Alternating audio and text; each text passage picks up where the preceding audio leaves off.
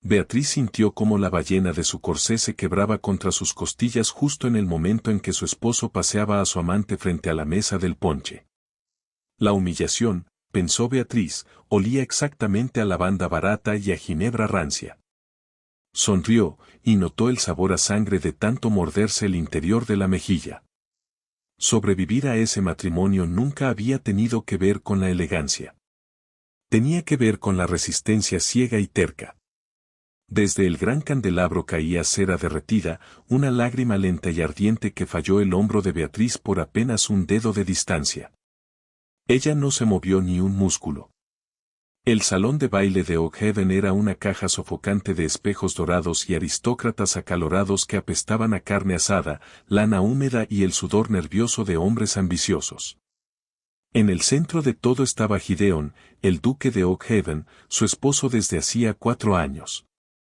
Gideon reía.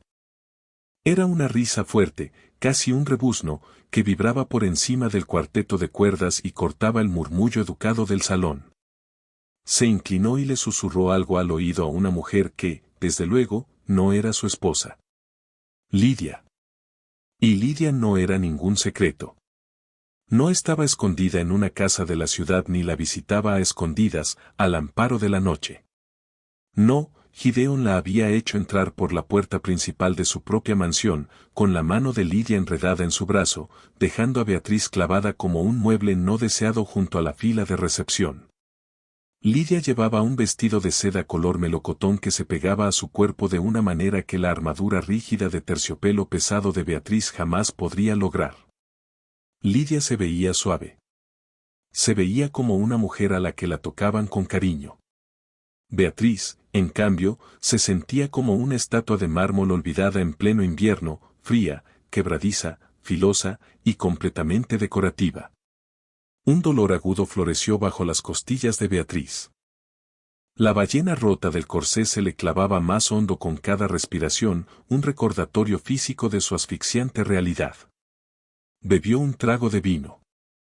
Estaba tibio y sabía vagamente a vinagre, pero se lo tragó de todos modos, dando la bienvenida al ardor áspero en su garganta.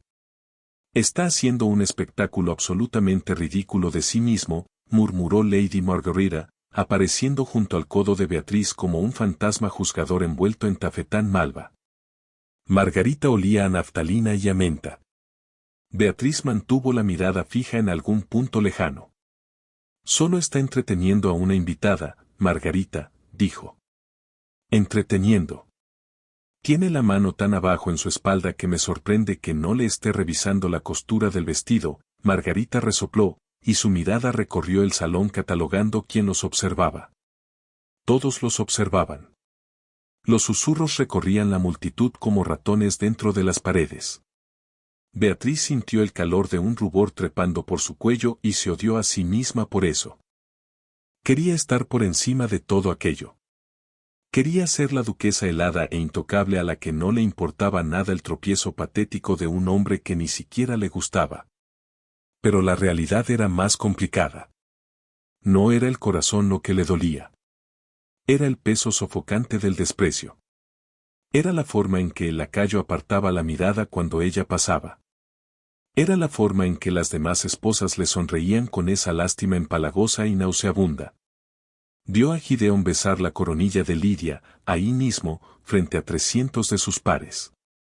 Los dedos de Beatriz se cerraron con tanta fuerza alrededor de la copa de cristal que temió que se hiciera añicos. ¿Qué pasaría si simplemente la arrojaba? ¿Y si le lanzaba ese vino barato directo a la cara engreída y apuesta de Gideon? El pensamiento fue una descarga breve y aguda de adrenalina, pero no. El escándalo nunca se le pegaba a él. Nunca se le pegaba a los hombres. Simplemente se convertiría en el pobre y asediado duque que lidiaba con una esposa histérica. En cambio, Beatriz dejó la copa con cuidado sobre una bandeja de plata que pasaba, el tintineo del cristal contra el metal apenas audible entre el bullicio.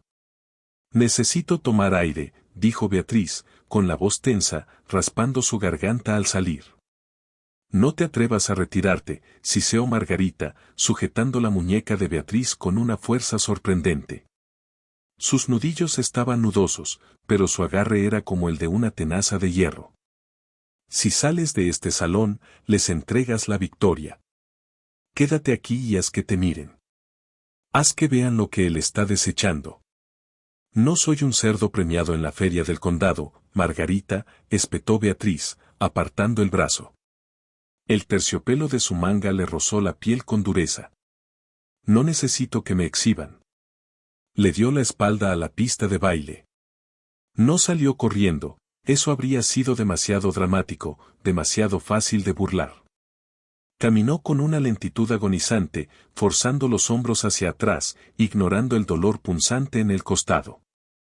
Se dirigió hacia el rincón cerca de las puertas de la terraza, buscando la corriente de aire frío que se colaba por el mal sellado de las ventanas.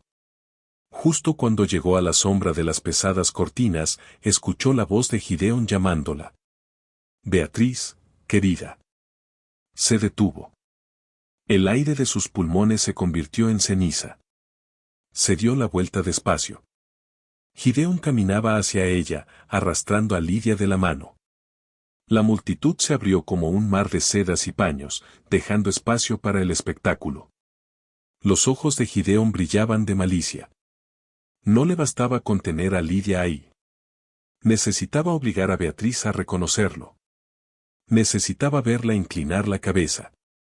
Mi querida, dijo Gideon, deteniéndose a unos pasos de distancia. El olor de su colonia, sándalo pesado y coñac rancio, la envolvió.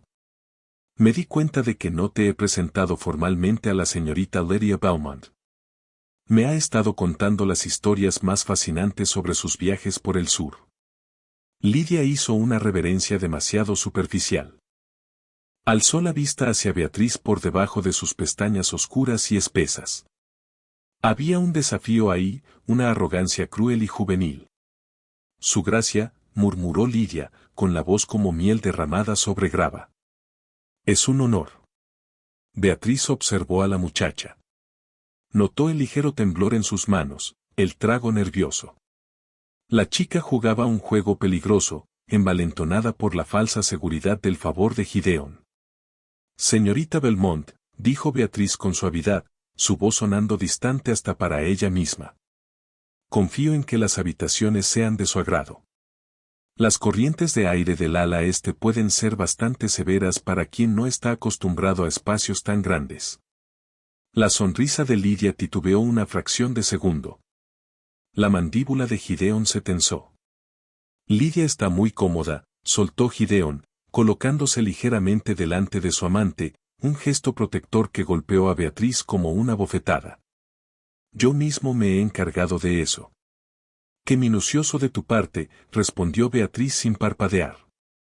Dejó que el silencio se extendiera, denso y pesado, dejando que los invitados a su alrededor absorbieran esa confesión tan descarada. Sintió náuseas, el estómago revuelto en una mezcla agria de cena sin digerir y pura adrenalina. Pero sostuvo la mirada de Gideon. No lloraría. No dejaría que la viera sangrar. La tensión en aquel rincón era algo vivo, latiendo al ritmo errático del corazón atrapado de Beatriz. Los ojos de Gideon se entrecerraron, la máscara afable resbalando para revelar la crueldad caprichosa debajo. Abrió la boca para lanzar lo que sin duda sería una última frase hiriente, algo para recordarle su vientre estéril o su juventud marchita. Antes de que pudiera tomar aire, las pesadas puertas de roble al fondo del salón se abrieron de golpe. El sonido fue como un disparo. El cuarteto de cuerdas se disolvió en un chirrido discordante de tripa y crin de caballo. El silencio que siguió fue absoluto, una quietud sofocante rota solo por el crepitar del fuego en las chimeneas y la respiración colectiva de 300 aristócratas conteniendo el aliento. Su Majestad, el Rey Federico. Bramó el heraldo, con la voz quebrada y fuerte en aquel espacio inmenso. Beatriz sintió vibrar el suelo de madera. Una ráfaga fría de viento entró en el salón, con olor a lluvia sobre adoquines y a cuero mojado. El rey no estaba programado para asistir. Despreciaba esas reuniones provincianas. La multitud cayó como un campo de trigo azotado por una repentina ventisca. Las sedas crujieron, Las rodillas crujieron, las cabezas se inclinaron profundamente. Beatriz se hundió en una reverencia, la ballena rota de su corsé clavándose con agonía en su costado. Se mordió el interior de la mejilla hasta sentir de nuevo aquel sabor metálico y familiar. Gideon había caído sobre una rodilla, arrastrando a Lidia consigo. La amante lucía repentinamente aterrorizada, la seda melocotón amontonada a su alrededor como un charco de barro. Los pasos resonaron sobre el suelo de mármol, lentos, deliberados, el golpe pesado de los tacones de las botas alternándose con el sonido sordo de un bastón con punta de plata. El rey Federico no era un hombre viejo, pero cargaba el peso de la corona como un peso físico. Beatriz mantuvo los ojos clavados en el suelo, observando los rasguños sobre la madera pulida. Podía oír su respiración, tranquila, medida. El rey pasó de largo frente a los lores más prominentes, ignorando a los mercaderes adinerados que intentaban comprar su favor. Las botas se detuvieron. Beatriz las vio, cuero negro pulido hasta brillar como espejo, salpicado de unas gotas de barro del camino. Se habían detenido justo frente a Gideon. Su Majestad, dijo Gideon, con voz suave, aunque Beatriz pudo escuchar el ligero temblor de pánico bajo aquel tono salamero. Estamos profundamente honrados por su presencia inesperada. Oakhaven es suyo. Silencio. Los segundos se estiraron, agónicos y espesos. Beatriz podía oler la lana mojada de la capa de montar del rey mezclándose con los perfumes densos del salón. Duque, dijo el rey, con una voz grave y sin calidez alguna. Parece que ha dejado caer algo. Beatriz se arriesgó a mirar hacia arriba a través de sus pestañas. El rey miraba a Gideon, pero su mirada se desvió por un instante hacia Lidia, que ahora temblaba visiblemente. La expresión del rey era de leve asco, como la de un hombre que hubiera encontrado una cucaracha en su sopa. Gideon enrojeció profundamente, un color moteado trepando por su cuello. Su Alteza. Empezó a decir. El rey no esperó ninguna explicación. Rodeó a Gideon, dejando al duque arrodillado sobre el suelo duro, y continuó su paso lento. Beatriz contuvo el aliento. El rey se dirigía hacia el rincón. Hacia ella. Las botas negras y pulidas se detuvieron a centímetros del dobladillo de su pesado vestido de terciopelo oscuro. Levántate, Beatriz, ordenó el rey en voz baja. No dijo, duquesa. Usó su nombre. Beatriz se enderezó despacio, ignorando la punzada aguda en sus costillas. Mantuvo la barbilla firme, sosteniéndole la mirada. Los ojos del rey Federico eran como pedernal, fríos, filosos, completamente indescifrables. Se le veía cansado. Las líneas alrededor de su boca eran profundas trincheras de agotamiento y responsabilidad. Su Majestad, murmuró ella. Él no habló de inmediato. Estudió su rostro, siguiendo con la mirada la línea tensa de su mandíbula, la postura defensiva de sus hombros, la absoluta falta de calidez en sus ojos. Lo vio todo, la humillación, el agotamiento, los bordes amargos y afilados de una mujer que se mantenía entera a pura fuerza de rencor. Todo el salón contenía el aliento. Gideon seguía de rodillas a pocos metros, torciendo el cuerpo con torpeza para observar. Federico pasó el bastón a su mano izquierda. Extendió la derecha. Su mano era grande, sin manicura, encallecida por la equitación y la esgrima. No la extendió para que se la besaran. La extendió y tomó la de ella. A Beatriz se le cortó la respiración. El agarre del rey era cálido y firme. No era el apretón cortés y flojo de un cortesano, era un peso sólido, firme como el suelo. Tiró de su mano hacia arriba, lentamente, sin romper el contacto visual. El rey del reino, un hombre que no se inclinaba ante nadie, bajó la cabeza. Presionó los labios contra el dorso de su mano. No fue el roce fugaz y obligado de unos labios secos. Fue deliberado. Se prolongó. Beatriz sintió la textura áspera de su barba incipiente contra la piel, la sorprendente calidez de su aliento. Una descarga recorrió su brazo, un impulso puro e inesperado de electricidad que le erizó el vello de la nuca. Cuando por fin levantó la cabeza, el silencio del salón se había transformado en algo peligroso, algo altamente inflamable. «Te ves cansada, Beatriz», dijo Federico en voz baja, con palabras destinadas únicamente a ella.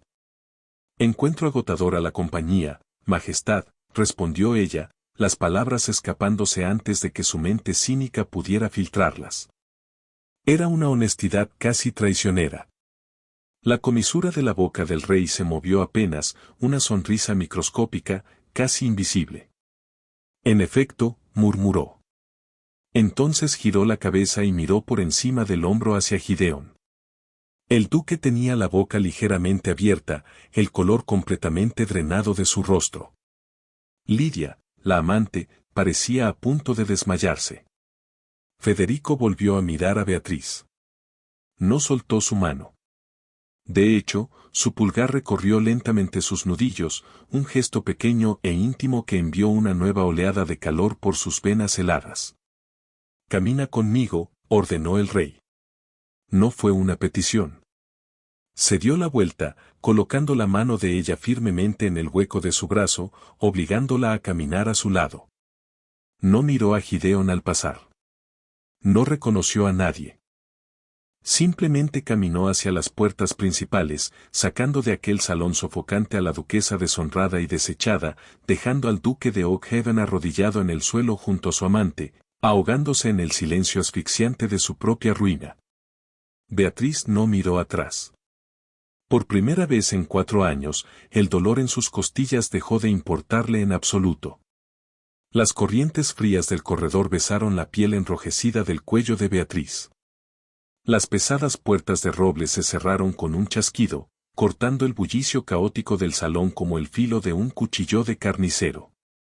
De repente, el mundo se redujo al golpe hueco y rítmico del bastón con punta de plata del rey contra el suelo de piedra.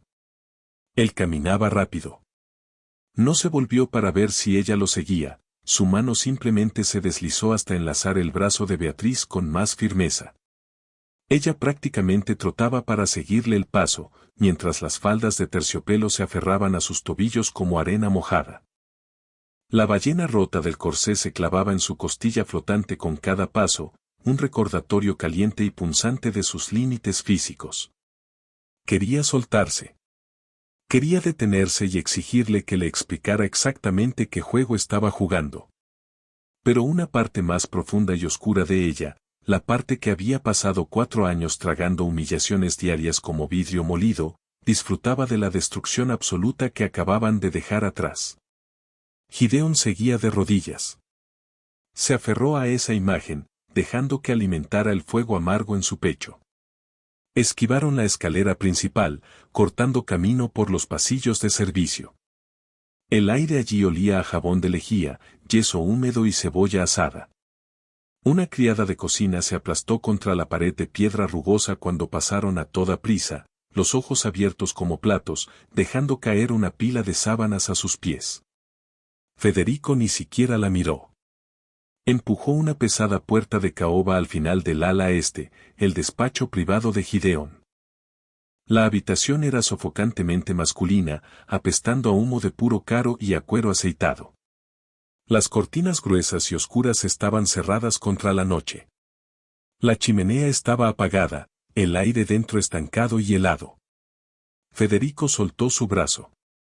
La pérdida repentina de su calor fue casi desconcertante, dejando una marca fría en la manga de Beatriz.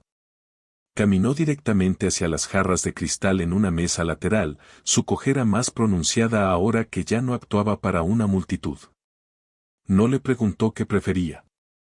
Simplemente sirvió 2 vasos de líquido ámbar, el tintineo del cristal inquietantemente fuerte en la habitación silenciosa. Se dio la vuelta y le ofreció un vaso. «Bebe». Beatriz no se movió. Miró el vaso, luego el rostro del rey. Sin la luz favorecedora de las velas del salón, se veía mayor. Las líneas talladas alrededor de su boca eran duras, la mandíbula sombreada de barba oscura. No parecía un salvador. Parecía un hombre molesto por un problema que tenía que resolver él mismo. No me gusta el whisky, dijo ella, su voz sonando delgada en aquella habitación amplia. No me importa lo que te guste, respondió Federico, acercándose y colocando el vaso pesado en su mano. Sus dedos rozaron los de ella, ásperos, encallecidos, reales. Pareces a punto de desmayarte, Beatriz. Bébelo, o haré que mis guardias te lo hagan tragar a la fuerza. Ella se erizó. El tono desnudo y sin adornos de aquella orden raspó su orgullo. Pero su mano temblaba. Levantó el vaso y tragó un buen sorbo. El licor le quemó un camino ardiente por la garganta, golpeando su estómago vacío con una patada feroz. Tosió, los ojos llorosos, pero el entumecimiento helado en sus extremidades empezó a retroceder. Mejor, murmuró él, bebiendo despacio de su propio vaso. Se apoyó contra el borde del enorme escritorio de caoba de Gideon, cruzando los tobillos. Se veía completamente cómodo en aquel espacio que su esposo llamaba su santuario. Era una sutil dominación territorial. ¿Por qué está aquí?, preguntó Beatriz, secándose una lágrima del rabillo del ojo con el dorso de la muñeca. Abandonó los títulos formales. Federico ya había arrancado de un tirón todas las formalidades de aquella noche. No veía razón para mantenerlas en privado. Regresaba a caballo de las guarniciones del norte, dijo Federico, moviendo el whisky en el vaso. Los caminos se convirtieron en lodo. Oak Haven era la finca más cercana con un techo que no goteaba. Cuestión de conveniencia. Conveniencia. Repitió ella, la palabra sabiendo agria. Humilló al duque de Oak Haven frente a todo su condado por conveniencia. Los ojos de Federico se encontraron con los de ella. Eran de un gris tormentoso y turbio, completamente desprovistos del humor burlón que Gideon siempre llevaba puesto. Humillé al duque de Oak Haven porque es un tonto que ha olvidado su lugar. Su pequeño espectáculo de esta noche fue solo el síntoma de una enfermedad mayor. Beatriz frunció el ceño, el dolor palpitante en su costado momentáneamente olvidado. Enfermedad. Ha estado forjando alianzas silenciosas, dijo el rey sin rodeos. Con los Belmont, en el sur. Comprando líneas navieras. Acaparando los aranceles del grano. Cree que, como estoy ocupado con las escaramuzas fronterizas, soy ciego a las ratas de mi propia despensa, hizo un gesto vago hacia la puerta. Esa muchacha, la señorita Belmont, no es solo una amante. Es el sello político de un contrato muy lucrativo y muy traicionero. El suelo pareció inclinarse levemente bajo los pies de Beatriz. No era solo crueldad. La crueldad de Gideon siempre había sido un hecho consumado, pero había una estrategia detrás. Paseaba a Lidia no solo para quebrar a su esposa, sino para anunciar su nueva lealtad a toda la región. ¿Y yo?, preguntó Beatriz, su voz peligrosamente baja. Solo soy un accesorio conveniente en su contraataque. Una forma de recordarle a Gideon quién sostiene la correa. Sí, dijo Federico. La honestidad brutal cayó como una bofetada, pero curiosamente no dolió. Era limpia. No venía envuelta en sonrisas falsas ni disculpas manipuladoras. Era simplemente una verdad fría y dura. Necesitaba cortarle las piernas públicamente, continuó Federico, dejando su vaso. Mostrarle favor a la esposa que él intentaba desechar socava su autoridad. Los lores en ese salón respetan el poder, Beatriz. Esta noche vieron sangrar a Gideon. Mañana no firmarán sus contratos navieros con tanta ligereza. Beatriz miró sus propias manos. Sus nudillos estaban blancos. La rabia que había estado reprimiendo toda la noche, toda la vida, en realidad, durante 4 años, empezó a transformarse. Ya no era un pánico caliente y frenético. Se estaba solidificando en algo denso y pesado.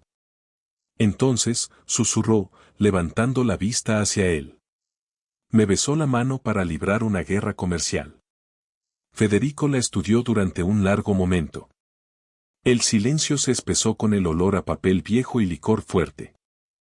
Se apartó del escritorio, el bastón golpeando contra la alfombra, y se detuvo justo frente a ella.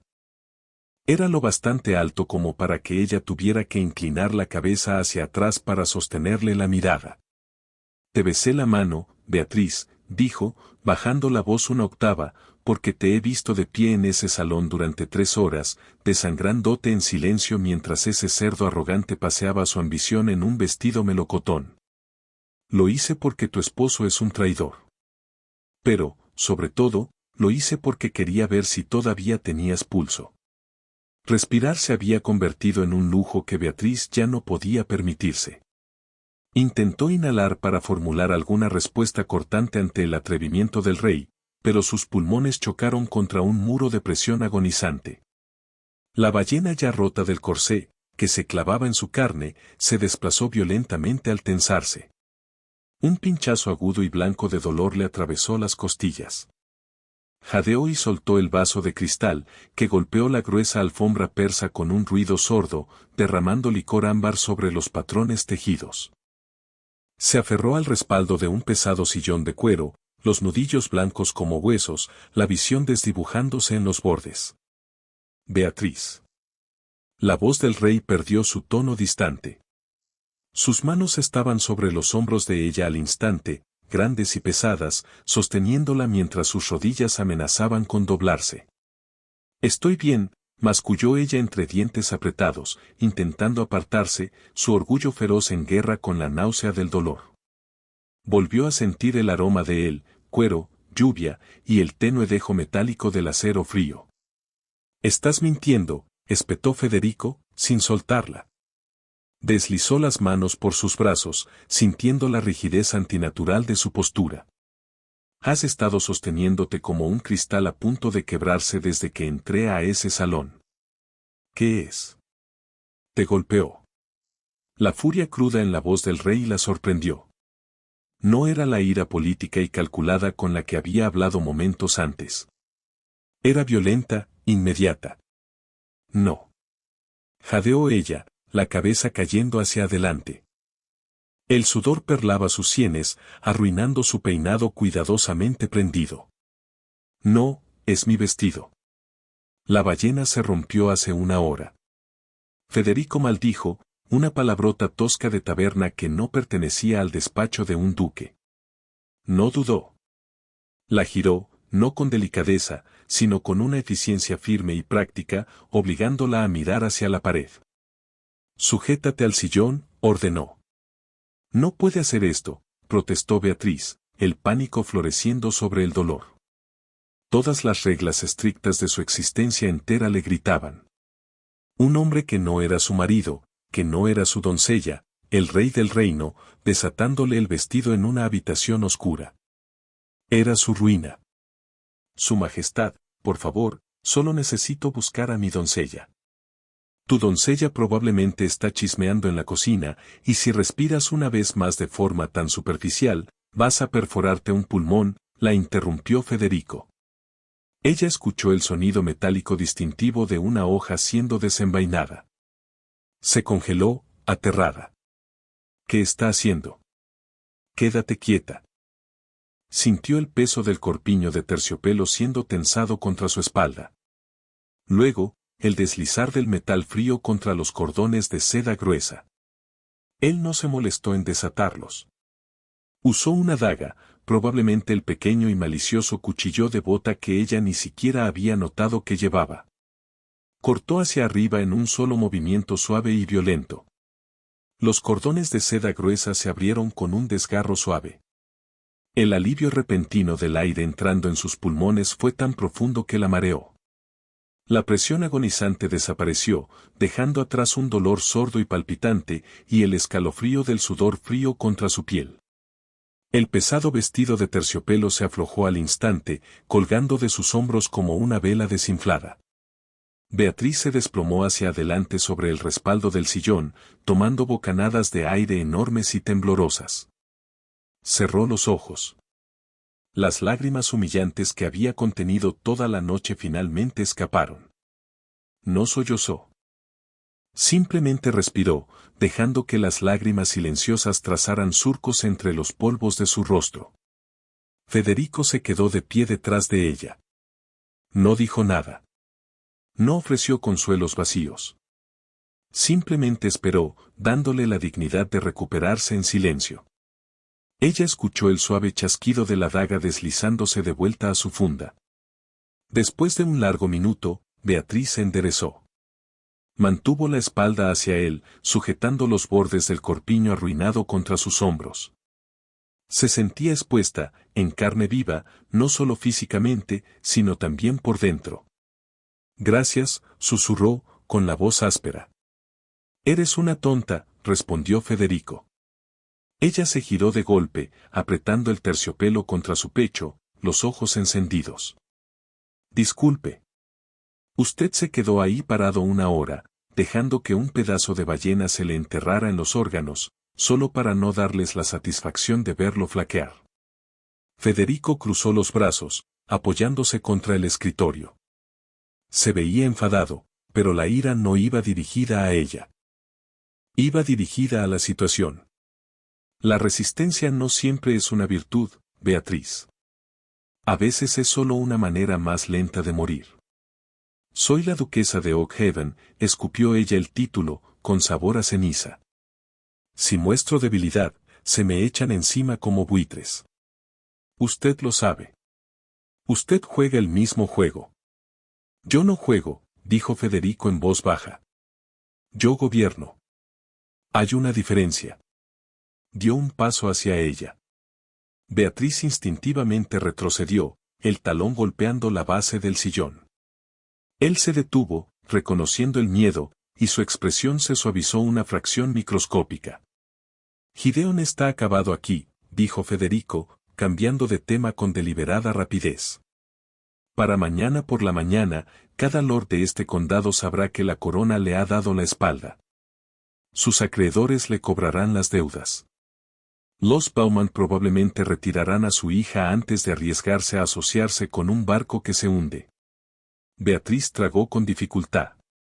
La realidad de lo ocurrido finalmente se asentaba sobre ella. ¿Y qué será de mí? Era la única pregunta que importaba. Un duque deshonrado seguía siendo un duque. La esposa de un duque atrapada en el fuego cruzado era daño colateral. Gideon la culparía. La encerraría en el campo, le cortaría los fondos, le haría la vida imposible como represalia. Federico la miró, sus ojos siguiendo el pulso frenético que latía en la base de su garganta. No te vas a quedar aquí, dijo. Era una afirmación de hecho, inamovible como piedra. No tengo a dónde ir, dijo Beatriz, la armadura cínica resquebrajándose apenas.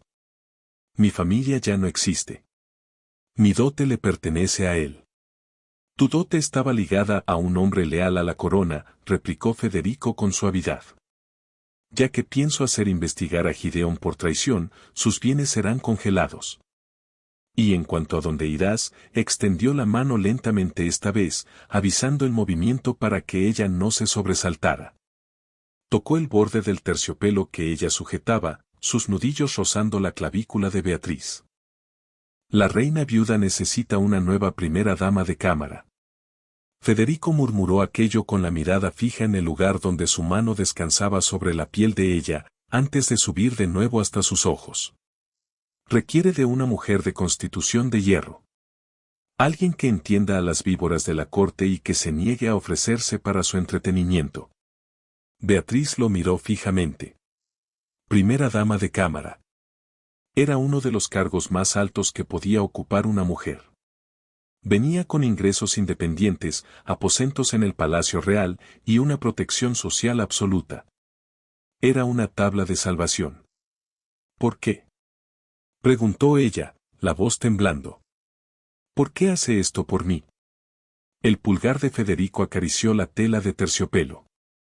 El aire entre ellos cambió, la frialdad política se derritió en algo mucho más peligroso. Porque, susurró el rey, acercándose a su espacio, tengo uso para una mujer que sabe sobrevivir. Y no tengo absolutamente ningún uso para Gideon, hizo una pausa, su mirada cayendo sobre los labios de ella por una fracción de segundo. Empaca tus baúles, Beatriz. Partimos al amanecer. El amanecer se filtró en la habitación, un gris anémico y magullado que no ofrecía calidez alguna. Beatriz estaba de pie en medio del caos, el sabor de vino rancio y cobre todavía cubriendo su lengua.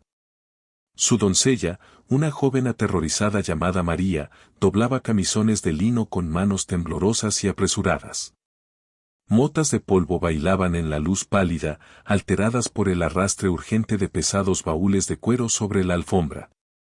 El dolor sordo en las costillas de Beatriz se había asentado en una punzada rítmica y profunda. Llevaba un sencillo vestido de viaje de lana gris carbón, completamente sin corsé. La tela pesada rozaba su piel magullada como una torpe disculpa. No se sentía victoriosa. Se sentía como una sobreviviente arrastrándose fuera de una orilla helada, exhausta, empapada, temblando violentamente. Un fuerte estrépito resonó desde el corredor. La pesada puerta de roble de sus aposentos tembló y luego se abrió de golpe, rebotando contra la pared de yeso con un crujido nauseabundo. Gideon estaba parado en el umbral. Se veía terrible. El duque de Oakhaven, impecable y arrogante, había desaparecido, reemplazado por un hombre que se deshacía por las costuras. Le faltaba la corbata, su camisa de lino estaba desabotonada y manchada con salpicaduras oscuras de oporto derramado.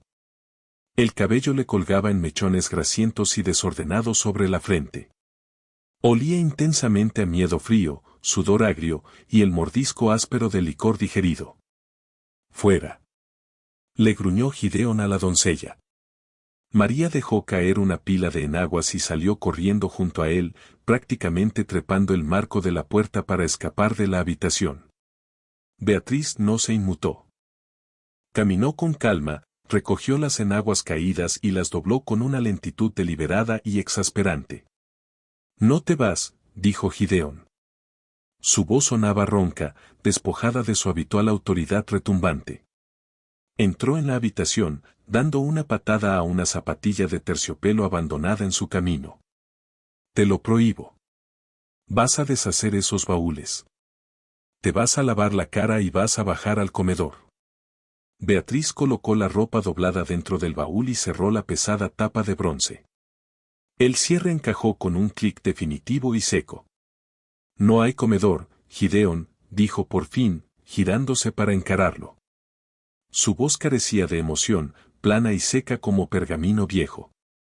La cocinera presentó su renuncia a medianoche, junto con la mitad del personal de servicio. El carruaje de los Belmont partió hace una hora. Lo vi desde la ventana. El rostro de Gideon se contrajo, un músculo temblando salvajemente en su mandíbula. Dio otro paso hacia ella, levantando una mano. 4 años atrás, ella se habría encogido. La noche anterior, se habría preparado para el golpe. Esa mañana, simplemente miró la mano levantada, calculando el ángulo del golpe y sin sentir absolutamente nada. «Está fanfarroneando», siseó Gideon, acercándose demasiado.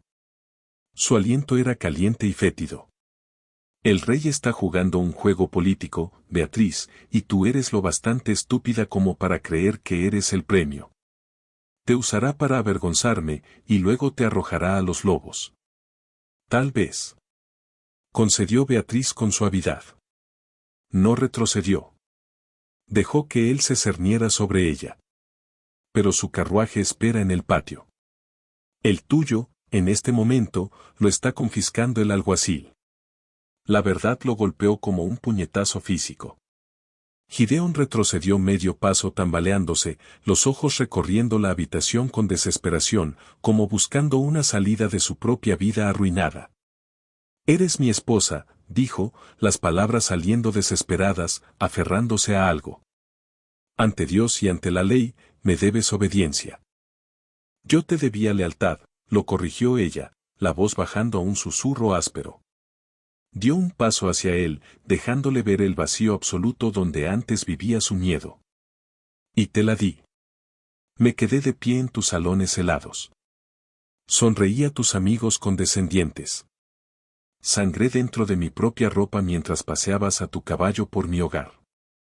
Pagué mi deuda, Gideón. Hasta el último centavo.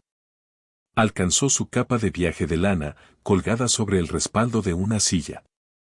Si cruzas esa puerta, gritó Gideón, el sonido quebrándose humillantemente en la última sílaba, no eres nada. Una duquesa desechada jugando a las damas de compañía para una viuda. No tendrás poder, ni nombre. Tendré tranquilidad, lo interrumpió Beatriz, echándose la capa sobre los hombros. La lana pesada se asentó a su alrededor como una armadura gruesa y protectora. Y nunca más tendré que oler tu brandy barato. No esperó su respuesta. Pasó junto a él, sus botas resonando con fuerza contra las tablas del suelo. No miró su rostro. Para ella, Gideón ya era un fantasma. Las escaleras de piedra estaban heladas. El aire de la mañana la golpeó como una descarga física al salir al patio. El cielo era de un azul helado y pálido. La escarcha cubría los adoquines, crujiendo bajo los cascos de hierro de los enormes corceles negros del rey. Federico estaba de pie junto a la puerta abierta de un carruaje negro laqueado, completamente indiferente al frío cortante. Llevaba un pesado abrigo de montar azul marino, el cuello levantado contra el viento. Observaba la entrada. No sonrió cuando la vio aparecer, pero la tensión de sus hombros se relajó ligeramente. Un lacayo se apresuró a tomar el pequeño bolso de Beatriz, pero Federico le hizo un gesto para que se apartara. El rey mismo dio un paso adelante. Miró su rostro pálido, notó las ojeras oscuras bajo sus ojos, y vio la ligera rigidez en su forma de caminar. El carruaje tiene braseros, dijo en voz baja, su voz un rumor grave por encima de los resoplidos de los caballos. Y los asientos son profundos. Gracias, Majestad, murmuró ella, deteniéndose frente a él. Él extendió la mano, la misma mano que la noche anterior había incendiado su mundo. Esta vez no le besó los nudillos. Simplemente le ofreció la palma, un ancla firme y estable. En el frío de la mañana, Beatriz extendió la mano. Sus dedos enguantados se encontraron con los de él, desnudos. El agarre del rey se cerró alrededor de la de ella, cálido, encallecido, innegablemente real. La ayudó a subir el escalón empinado del carruaje, su mano deteniéndose un instante en la cintura de Beatriz para sostenerla. Ella se acomodó en el asiento de terciopelo mullido, el calor de los braseros de bronce filtrándose de inmediato por las suelas de sus botas. Federico subió después de ella, ocupando el asiento de enfrente. Golpeó los nudillos contra el techo. El carruaje avanzó de un tirón, las ruedas retumbando sobre los adoquines, ganando velocidad conforme cruzaban las puertas de hierro de Oak Haven. Beatriz miró por la ventana. No volvió la vista hacia la enorme mansión de piedra. Observó los árboles cubiertos de escarcha pasar borrosos, las ramas esqueléticas alzándose hacia un sol pálido e indiferente. El dolor en su costado seguía ahí. El miedo a la corte traicionera seguía ahí. Pero mientras el rey movía sus largas piernas en aquel espacio estrecho, su bota rozando levemente la de ella, Beatriz comprendió algo profundo. Estaba respirando hondo, respiraciones plenas y sin obstáculos. Y por primera vez en años, el aire le sabía completamente suyo. La huida de Beatriz es solo el comienzo de su peligrosa nueva vida en la corte, donde el favor del rey la convierte en un blanco y su propio dolor la vuelve letal. Sobrevivirá a las víboras de la reina viuda.